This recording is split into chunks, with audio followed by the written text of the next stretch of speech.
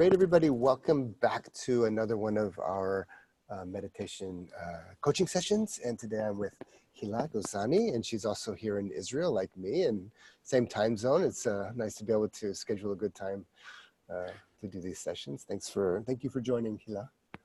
You're welcome. And I know Hila a little bit from the NIA community. I've done a few activities with one of her cohorts or friends from the NIA community at D.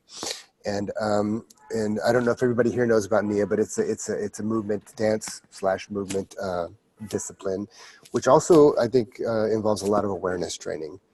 So even though today's session is going to be about meditation, when we read your background, I think it's helpful for people to know that you also do a lot of awareness training through embodiment and through the movement of the body. So before we start, maybe I'll just read some, because when you registered, you answered a few questions. So I'll read those. Okay. Background, and then you can elaborate on it if you see. How it fits. So I asked you to describe your level of meditation experience, and you said you've been practicing meditation on your own for some time, but with no formal study with a teacher. Okay. And then you said that you've done programs with Deepak Chopra and began with a weekend workshop here in Israel. You began meditation with a weekend workshop. Yes. Is that with Deepak Chopra, or is that just? No, it was something of the heart. A friend of mine who was also a NIA teacher did a weekend workshop. And it was involving more the heart. You need to come. Okay, great. Good. God bless our and friend. I humored her. Some things like that happened to us along the way. We're privileged. Indeed. All right. And you furthermore, you said that you don't know how to label the type of meditation that you're doing. Okay, we'll get down to that. That's fine. And last I asked about your daily practice. You said that you've practiced daily for maybe 8 to 10 years. That's great. Okay, that's pretty clear. Do you want to say anything more about that? About your kind of experience in meditation? I can just say that it's really enriched my life. Great. And through the tool of meditation, I can get to a place of flow, of joy, and it's pretty fast. So it's pretty amazing. That's great. That's really awesome. That's good to hear. Okay, so before we start, or actually we've already started, but before I kind of ask you about your practice, maybe I check with you. What would you like to get from today's session, if you had an idea? I am not going into meditation with any question or probe, and I know that I should be doing something like that. Okay. Well, that could go both ways. You know, it is important to have kind of a direction, an idea, an orientation, and dare I say, a goal in meditation. But it's a tricky thing, because the moment you have expectation, direction, orientation, and goal, that can actually no expectation, but rather a question. Okay. And then leave it, let it go into the world. And you say you don't have any question as you go into meditation. I don't, as a practice, I don't do that. And I know that it can be very beneficial. I've tried it and it's worked a couple of times, but I don't know. It's just not part of my ritual. Okay. And when you say question, what kind of question are you talking about? Just generally speaking? A life choice. Should I do this or should I do that? How should I attack this problem? Okay, good. So let's come back to that at the end. I can give a couple of pointers about that if you want. And good. So let's just talk about your practice. Let's get down to the nuts and bolts. I'm going to be asking a lot of questions that are going to be directing you to more of a phenomenological description of your practice. So for example, in a moment, there's going to be something appearing in the screen. So something's appearing in the screen, it's rising up, and now it's somehow changing, and now it's starting to disappear from the screen again. Okay, now there were a lot of symbology in that. There's my hand, and there's I suppose the wedding ring, and maybe the jacket and the space. You could create a whole story around that. But phenomenologically, what happened? There was nothing. Then there was an arising of something. It had a certain shape. It had certain colors, certain tension, a certain quality to it. It's pink. It's obviously that my hand is more tight here, and it's more squarish, I guess you could say. It's coming up slowly, and then at a certain point it stopped, and then it relaxed, and then it opened, and that's kind of what you say, the flow of that kind of phenomena that came, stayed, and then kind of passed away. So that's kind of what I'll be asking questions about as we go into your practice. So first, I'd like to know what you do when you sit down and meditate. Well, I have affirmations for each day of the week. Okay, 7, or is it a yearly thing? No, it's 7. Uh-huh. I have a general one that I read first. Silently, I'm reading them all. Then I choose one of Deepak Chopra's meditations. Guided meditations. Guided meditations, yes. Yep. And after that, I have my own affirmations, which I have recorded in a recording studio. Something you mean more personal to you? Yeah. Yeah. Uh-huh. Yeah. And then I continue with movement. Oh, okay. Then from there you get up and you move. Yeah. Okay. And when you say you have your own recordings, did you put it all on one audio file or something like that? Yes. Or do you stop and change the recording to something else? No, that recording is the same every day. And it's you listen to it through earbuds, or you Yes. put it on speakers or something? Okay. Yeah, when I'm done meditating, I listen to that. Is there music along with because I know some of Deepak There Chopra's... is music in the background, and I make it a point of, well, you can't really see what I'm doing here, but having my hands up and in a place of strength. Oh, okay, great. So you bring postures in, Yes, to kind of support the affirmations in a way? exactly. I see, okay. Now, how can I ask these questions? What is your general state before you start the recording with, in this case, with Deepak Chopra, and then how does it shift as you're listening to that first part of the recording? Well, sleepy, just getting out of bed. It's early morning. It's early morning meditation. Yeah, it's the first thing I do in the morning. And actually, even before I'm into the meditation and I'm reading the affirmations, I'm breathing differently, and I'm getting into the beginning of the flow of the meditation. All right, great. So you start the affirmation, but even just the act of sitting down and beginning the process, you notice a shift in your breath. Totally. Okay, it's intentional. Great. Can you now? Does the shift in the breath happen, or do you shift it? I think I shift it. How? Being conscious of my breathing. Breathing. Do you intentionally? Okay, so you intentionally lengthen the breath. Yes. And maybe slow the breath down and things like that. Okay. Yes. All right. And what do you notice when you do that? What do you notice about your body? What do you notice about your mind when you do that? It's a calming sensation. Kind of brings on happiness, joy, and a sense of deep relaxation. Beautiful. And that's a consistent experience that you've kind of trained this for, what do you say, 5 to 8 years or whatever. So you can consistently, shift into those states with I'll just say a breathing exercise, by consciously changing the breath. Breathing and I would guess tuning out of everything else. Right. Yeah. The breath. Focusing on the breath helps you to stay one pointed, and everything else starts to go away. It's early in the morning, so there's not a lot of activity. True. Okay, so as you finish with, how does the affirmation affect your experience? So that was the breath, and then the affirmation comes. You let the affirmation in. Same. How would if we were giving an analogy of a volume button, so it would just be upping it. All these steps just increase the state. And so more specifically, what about the state does it increase? The calmness?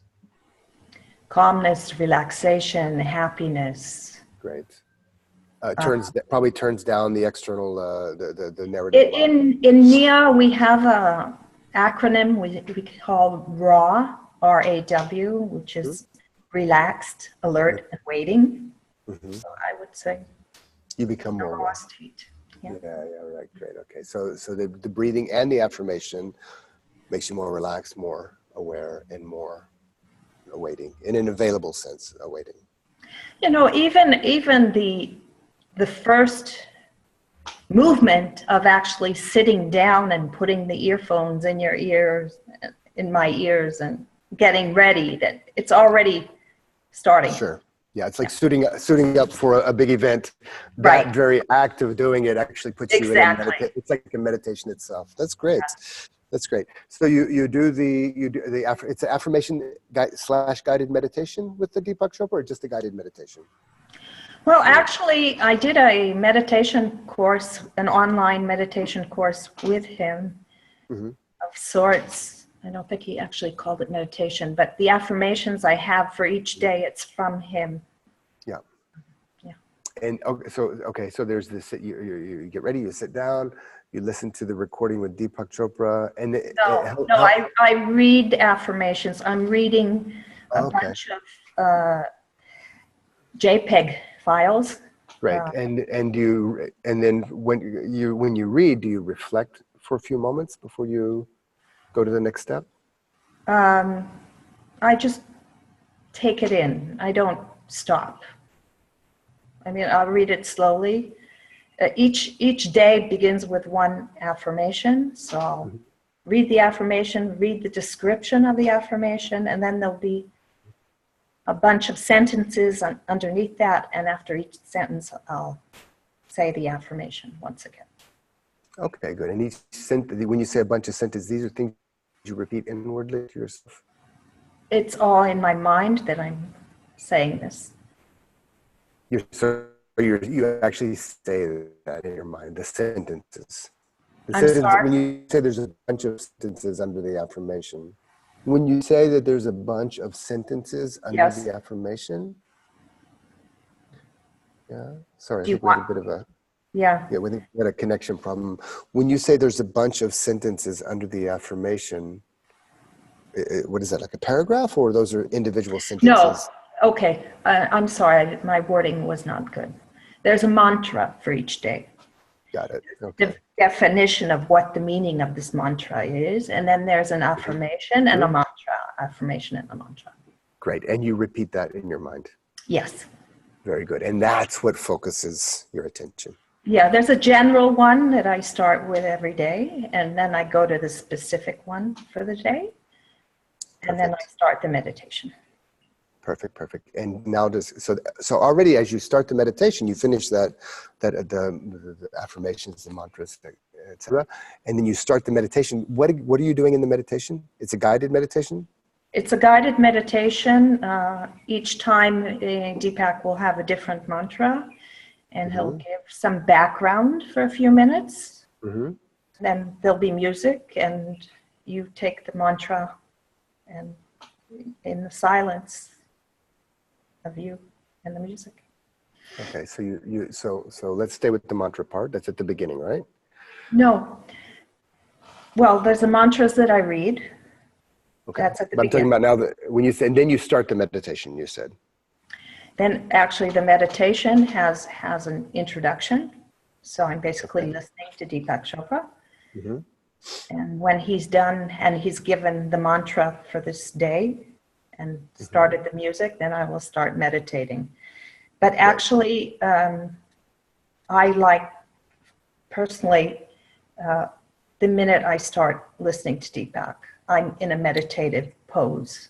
It's already meditative. Yeah, right. It was very clear. Even you even sound like from the moment you put in the earplugs, open the book, I'm sure it's already dropping you into more of a meditative pose. Right. Yeah. So okay. So you've got you're in that meditative states. You listen to the beginning of the recording. You listen to the mantra at the beginning of the recording, and then there's music that you meditate to, that you continue on. For Correct. how long? The whole process of his recording No, is 20. It's 20 minutes. after he stops talking? After he About stops 10 guiding? minutes. About 10 minutes. Okay, good. And so there's another few minutes of guidance there. Okay, great. Now, when there's the guidance, I'm sure you're listening to the words and you're probably allowing it to enter in.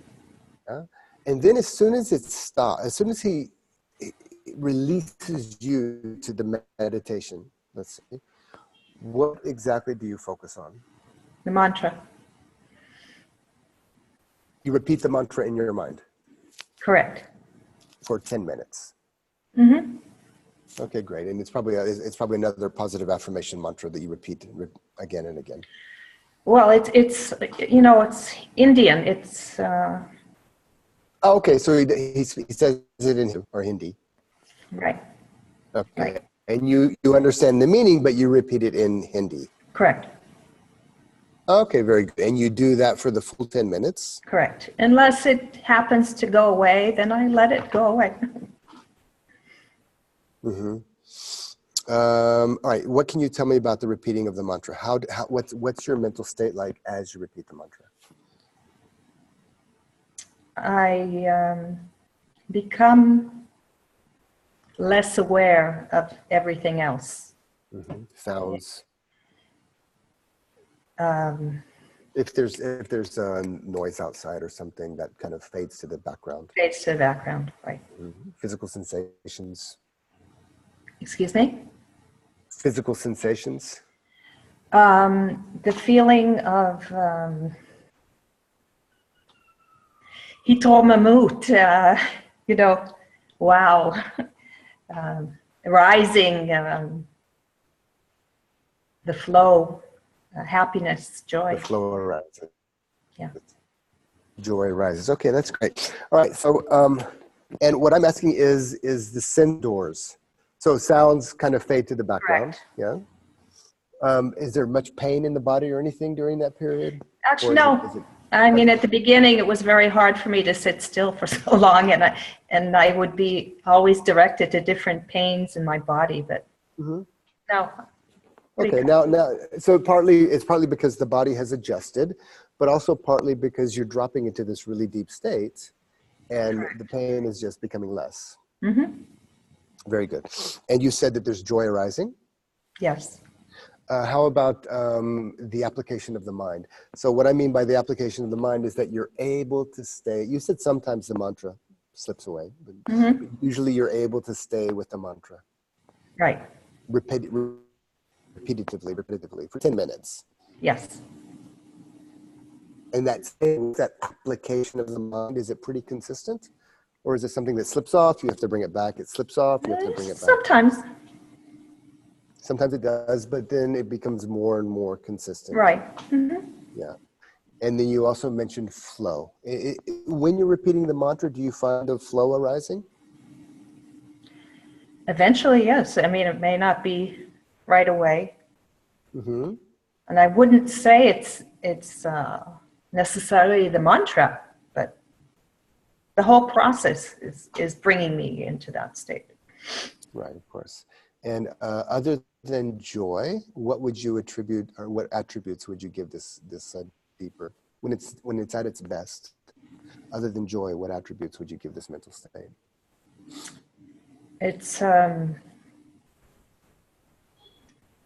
widening of the heart, feeling very heart opened, thankful, gratitude.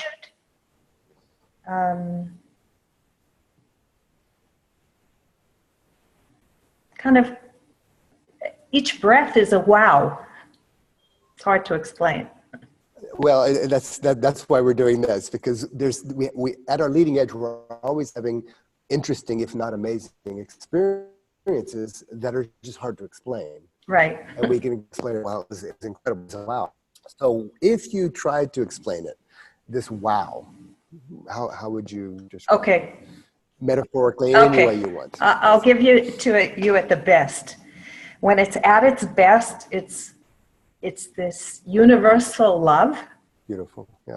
You just and it can stay with you afterwards, and I sometimes find myself just walking on the street among people, and my heart is just open, and I'm in love with everybody. Could you call this also bliss? Yes, definitely. It's bliss. It's bliss at its best, and I know for somebody that doesn't meditate, it sounds so off the wall. Yeah, that's okay. I meditate. It doesn't sound. I know, but I'm just saying somebody may see this recording, so. Well, that's the thing, people will, people that don't have these deeper state experiences can think this quite strange if you talk about it, but if you share it, they usually are available for it. If you're not being weird, if you're not looking at them in weird ways and stuff like that, they're usually going to be they're going to be better off for coming into contact with you when you're blissed out and when you're just kind of in this universal love. So, all right. So the very clear description, my questions were really to get clear on what's happening kind of step by step. How would you say this finishes? Can you describe the ending of this meditation session before you get up and move? Both methodologically and also the state. So I guess there's a pause, just feeling the moment. And then, as I said, I have recorded affirmations. Your personal ones. That's when personal ones. Well, actually, it's a minute recording, and the beginning is something that I wrote. And the next part is affirmations, many of them from Deepak and many from other places that I just made a collection. Okay, great. And I have my hands up, out and open. And what does that gesture symbolize for you? It's allowing me to believe the affirmations, leaving myself open to receive and not closing myself off, not saying one thing and actually with my body doing something else. I'm trying to be on the same channel. That's totally awesome. Great. And how do you finish this practice? And before getting up to move? I get up to move. So that's it. You do this last part, and then when that's over, you get up and you move and whatever. Yes, in NEO we have something that's called the 5 stages, which emulates child development from the uterus to walking. Awesome. So it's kind of rolling around and crawling on the floor before I get. Good. Okay, good. So slow, low movement, and then emerging into full. Exactly. And that's also, I assume, very meditative. It is, step process. When you're doing that process, and when you go into the movement, let me just, we won't get too much into the movement here. I just want to know, what are you focusing on with your mind as you do that? We have a practice of walking and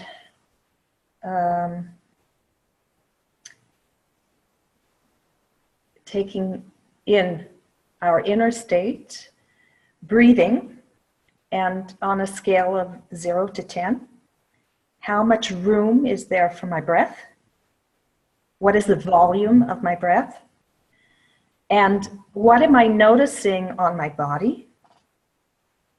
Tight energy, pain, and exactly the place that it is. I will do the movement, and after the movement, I will be walking again, and then I will say, thank you, body. I was a 7, and now I'm an 8.5. Thank you, body. So you do a little assessment. I had hip pain, and now it's released. Beautiful. Great. Sounds like a very powerful practice. And you're doing this daily for 5 to 8 years? Closer to 10, I'd say. Wow, beautiful. Great.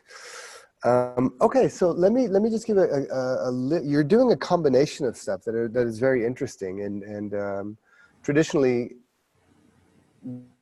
there were kind of two different directions you could go in meditation. You know, when I mean traditional, I mean like traditional Buddhism, traditional Hinduism. Two different directions that you can go in meditation, and sometimes those would be combined in a way. It's called a coupling practice, and one was samatha practice, which is basically the practice of concentration. And things in samatha practice, some of the methods would be visualizations or mantras, for example, or prayer, even prayer. And the purpose of samatha practice is to create tranquility and calmness in the mind, and it's based on concentration. In a way, you described it beautifully. You know, you sit down, you start the practice. There's kind of a movement that happens, a movement into the state that happens just from the beginning. And then as you recite the mantras, especially as you go into the 10-minute where you're reciting the mantra, when it's going good, you absorb what they call absorb into the states. And there's several states, excuse me, that you can absorb to, and these states are defined. Each deeper meditative absorption, state of meditative absorption, is characterized by certain mental characteristics, such as joy and the ability to the sustained application of the mind. The mind can actually stay with the object or the mantra, in this case, not slipping away. And those, as it goes deeper, that will move into things like bliss and tranquility and calmness and emptiness and so on. So you're actually describing that really beautifully. Now, the purpose, as I said, the purpose of these concentrated meditations, they do give you a sense of universal oneness and a sense of universal love, which you also you're clearly getting the benefit of that. But these are mainly based on the development, the goal is a development of concentration and tranquility and calmness. Then the other path of meditation, and there's so many different types of meditation that fit in that category. The other category or path of meditation is more of a mindfulness-based meditation, where you're not evoking a mental concept. Like a mantra, it is a concept, whether it's in Hindi or in English or Hebrew or whatever. It's something that we repeat, or we have an image that we stay with it moment by moment by moment, and we absorb into it. And by the way, when we absorb into it, the sense doors start to close. We kind of go deeper than the sense doors. So sounds don't bother us, mosquitoes don't bother us, and all this. With mindfulness, on the other hand, the path of mindfulness, it's not a concentration-based meditation, but awareness-based meditation of the presently arising experiences at the sense doors, the 5 sense doors, and in the mind. So instead of repeating a mantra, we're just aware of what's happening in the moment, and the sense doors are all open. So if the knee hurts, you completely 100% experience the pain in the knee. If there's a mosquito buzzing in the ear, you 100% hear the mosquito. If there's a car honking its horn, you're open. You're completely open. The sense doors are open, and the mind is also open. So whatever thoughts are coming and going, or regrets, or judgments, or joy, or all the other mental states, it's all there. Now whereas the concentration, the samatha meditations, the concentration-based meditations, develop tranquility and calm in certain states of universal love and universal oneness, unity consciousness. The mindfulness-based meditation develops wisdom. And wisdom in this sense means your ability to see deeper and deeper into emptiness, the illusory nature of the sense of self. Relatively, the self is, it's real, and it's important to kind of be a good, happy, healthy human being. A sense of self, the ego, we want to kind of develop it, balance it, make it more functional, and make it healthy. That's what we want to do. Meditation will take us beyond that, beyond the boundaries of the ego. And mindfulness is traditionally the practice that does that. And that's why they say it develops wisdom, because we begin to see into the emptiness of the self, the ultimate emptiness of the self. It sounds like you're doing a great combination of the two. the two practices. So what I would suggest is that that you keep doing what you're doing. Absolutely, it sounds very good. But be clear. Be clear when you're actually shifting into let's say the mantra or the guided meditation, especially if the guided meditation involves some visualization. Remember, the concentration practice is conceptual. So we use some mantra or something or a visualization or a guided meditation to kind of hold us in.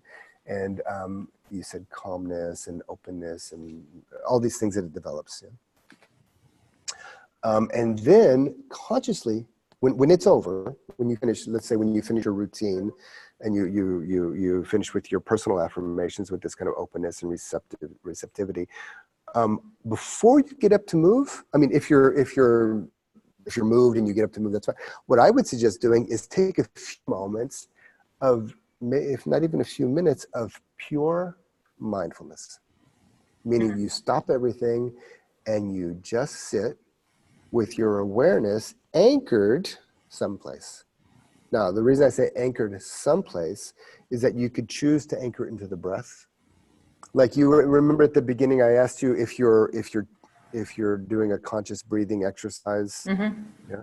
So that's more of the samatha practice, because we're actually manipulating the breath to kind of get us into a deeper state. With mindfulness, you don't manipulate anything. But breathing exercises are very good. They're very healthy, actually. Right. They're physically healthy. At some point with mindfulness practice, we just want to be with whatever's going on in the breath. That breath may become more and more expansive. That breath might even become more and more contracted, depending on where we're at in the developmental process. Mm-hmm. Like when a baby's born, it's a beautiful expansion of life, Right. and yet there are some pretty intense contractions involved in that process. So sometimes, and I'm not saying the breath will become like like labor, but Right. sometimes the breath can actually start to feel tight. Mm-hmm. Excuse me, even though you didn't mention that, just for example, it can be tight, and the without understanding what's going on, the meditator can often start to do deeper breaths to try to make it back to where they prefer to have this kind of free, open breath. Yes. But that's actually not the right move. It may not be the right move because the contraction might be the natural part of the process. Mm-hmm. And it always leads to more expansion, so it really depends. So what I would suggest is after you've really gone deep in your meditation, shift to mindfulness. And you'll notice you're still very deep. It's still very deep. But just be completely mindful of what's happening in the body. You can do that either by just following the breath, the sensations in the body as you breathe in and breathe out, like you're doing when you're already moving. I Right. think this would be easy for you. You could also do a body scan. Mm-hmm. From above to low, low to high, high to low, it doesn't matter. Just kind of just systematically scan through the body and see what's going on with all the sensations without changing anything. Mm-hmm. You might feel open, expansive, relaxed. You might start to notice cramps and pains and stiffness or Mm-hmm. whatever. But just stay with that and know its nature. Know its nature. All the way, you scan up and down the body. Or you could do more of just a kind of an open, choiceless awareness. Where you just stop and you just stay open to the flow of experience in the moment. So, like what's beautiful about Nia is the flow is expressed. Mm-hmm. As I'm not an expert, so correct me if I'm wrong, but you express Right. the flow, and Mm-hmm. through that expression, more flow. You invite more flow, and more flow comes. Sure. With pure mindfulness, you just become mindful, and you're mindful what's ever arising at a certain point, and you might actually achieve that point through the mantra practice. Mm-hmm. At a certain point, the mindfulness automatically flows with what's arising. So if there's something arising physically, the mindfulness is just there with it. If there's something arising mentally, the mindfulness is just right there with it. So that's the difference between mindfulness and concentration. And in the mindfulness practice, I would suggest doing this for even just a couple of minutes, if not 5 minutes. Uh-huh. And with the mindfulness practice, there's basically kind of 3 phases that we're working with. Mm-hmm. First is just knowing what it is. So for example, it's the breath. Mm-hmm. Knowing and as you continue to observe it, knowing its quality. So it's a short breath, it's a long breath. I suppose after that 10 minutes that you did, it'll be a deeper breath, a longer breath. Or it might be even a very imperceptible small breath, but completely comfortable. Yeah. Mm-hmm. Notice what it is. Let's say I'm watching the breath. Whatever its qualities, it's long, it's short, it's smooth, it's relaxed, it's tense, there's pressure or whatever. And then as you continue to observe it, what happens to it? So notice if there's any development in the process. So that's kind of that. If you can manage these three things, you'll actually be in the process of things. And mental states can be the breath, for example. I'm just using that as an example. It's a kind of a very common object that people go to. Excuse me. The breath is a great because it's here in the body. Sorry, I'm kind of going through a bit of a flu now. Excuse me. So the breath is there in the body. It's a great place to anchor because it's always moving and it's constantly changing. Yeah, but it could be a physical sensation or it could be a mental state. So if there's joy there, take the joy as the object.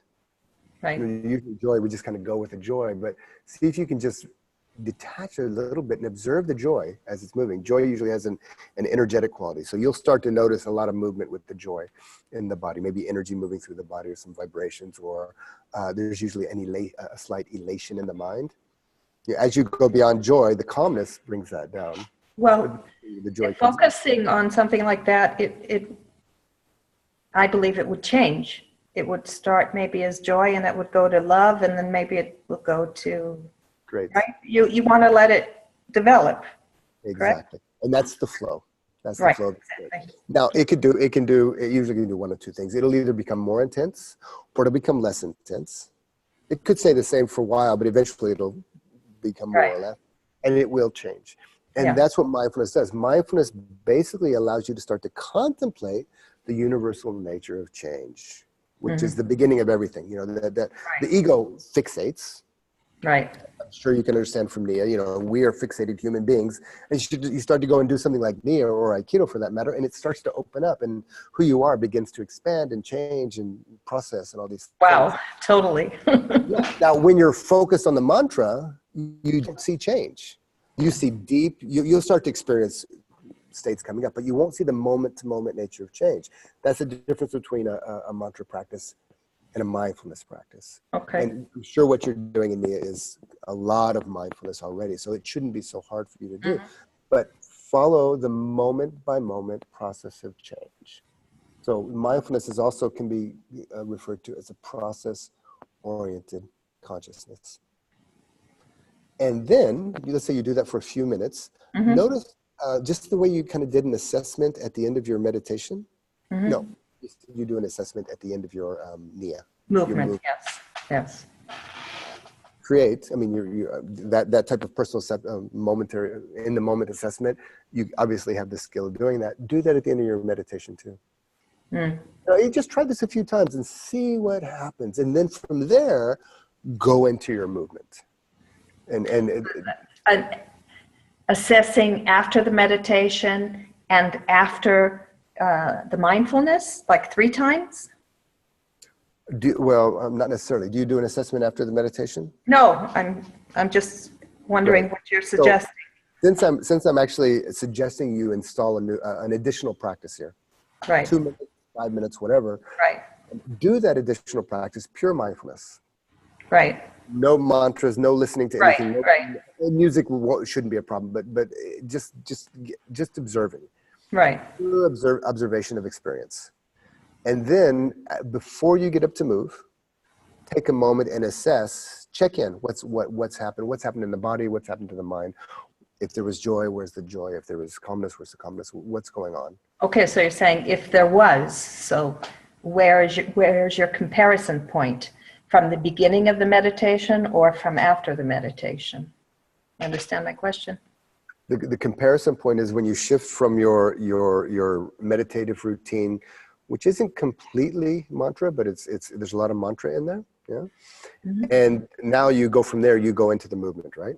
Okay. So I'm suggesting inside of there, you put a chunk of mindfulness. And just notice from the beginning of that period, 2 minutes or 5 minutes, whatever it is. The change from the beginning of that period, that 2 minutes. Okay.